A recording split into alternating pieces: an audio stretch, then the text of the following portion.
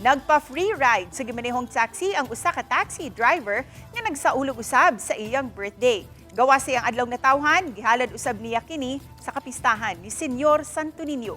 Ano ang report ni Alan Domingo? Inay siyang hatagan og regalo kay nagsaulog siya sa iyang birthday.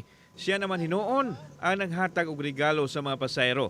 Siya si Abdon Alcontin Verdida, nagsaulog sa iyang ika-59th birthday.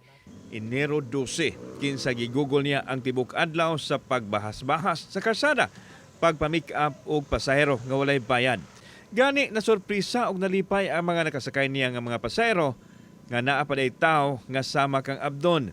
Isip pasalamat malutong nga pagdaig o pagtimbaya ang ilang gihatag sa taxi driver. Happy birthday, Kuya, and continue i-share yung blessing. Like, So, more surprise. good health sa Surprise ka nga birthday niya ikapay na libre. Oh, actually, naikog ko.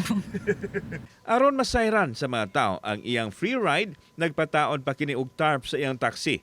Ikapito na katuig nga gihimo kini ni Abdon kay kabahin na sa iyang panaad nga magpa-libre og sakay sa mga pasahero tibok adlaw panahon sa iyang birthday.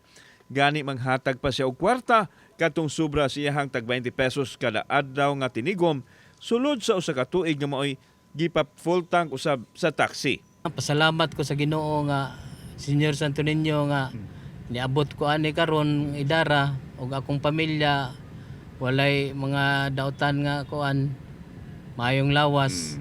Yanong tao si Abdon nga nangabang ra og taxi apan dato og kasing-kasing nga gipasigarbo sa iyang pamilya.